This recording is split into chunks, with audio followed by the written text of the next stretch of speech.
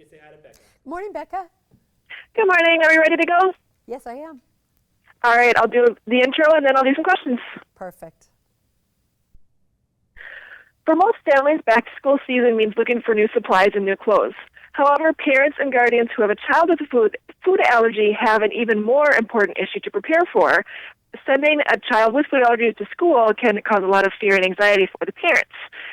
So with me now is JJ Levenstein, and she's going to help provide some information for parents and their children so they can learn how to manage food allergies at school. So, Dr. Levenstein, how common are food allergies? Well, food allergies are probably present in about 4 to 5% of school-age children. That's our best estimate at this point. And what are the most common food allergies? Well, 90% of food allergies are caused by 8 foods, and so those foods are eggs, fish, milk, peanuts, tree nuts, shellfish, soy, and wheat. And there's a difference between food intolerances and food allergies, right?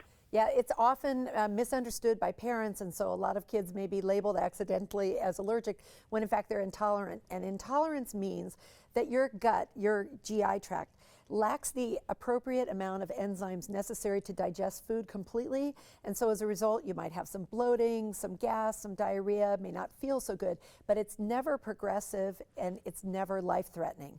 Unlike allergies, which involve the triggering of the immune system to create a series of chemical reactions that can cause symptoms as mild as itching in the mouth or hives to as serious as wheezing or anaphylaxis. So allergy or food allergies have the potential to be life-threatening as opposed to intolerance where you may be uncomfortable, but your life is never threatened.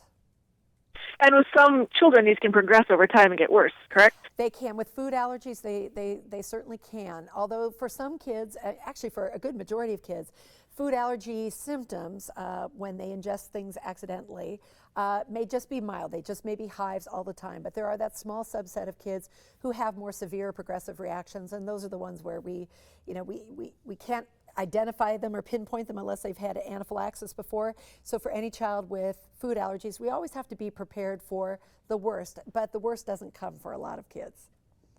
Which is a relief to many parents, I'm sure. Yes. So how can parents prepare for sending their kids to school if they have food allergies?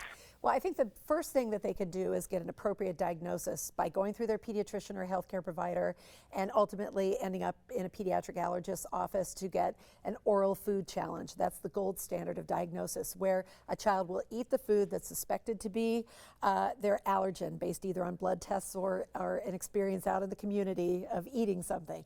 If that child has an allergic reaction, the allergist is prepared to deal with it, but also then can educate the family specifically about the protocol for what to do at home, how to handle and manage allergies at home, but also give proof of that allergy so that the parent then can bring it to the school, to the people who are decision makers, and those decision makers, typically the administrator or the principal, will then with that child and the parent make an individualized plan for that child and involve people like the school nurse, the school dietary group and the lunch ladies, the playground supervisor, the after school supervisor, so that everybody through the course of a child's day at school is aware that this child has an allergy, and to listen carefully if they have complaints, and to make sure that if they are carrying epinephrine with them, that is administered readily if this child is on the way to a severe allergic reaction. Great. So I'm sure that there are more tips available. Where's a place that parents can go for more information? There is a fantastic website that the National Peanut Board has set up called peanutallergyfacts.org. Don't let the title mislead you, because it's actually about food allergies in general, but also there's discussion about how schools and school districts have managed food allergies in their students very successfully without instituting food bans, which is kind of a common thing that's going on right now. So very important that you know that all the information on this website is scientifically vetted, and they're fantastic resources not only for schools but also parents, for restaurateurs, and for any of us who want to just provide a safe meal for our kid's friend who might have food allergies. So it's a great place to start. Right. I know my own daughters have friends that have various food allergies, so I'm sure it's a website that will be useful for me too. Completely. So it's peanutallergyfacts.org, but it really covers the whole spectrum of allergy in general. All right. Thank you very much for your time, Dr. Levenstein. And thank you so much, Becca, for the opportunity to talk with you. Thank you. Have a good day. Okay.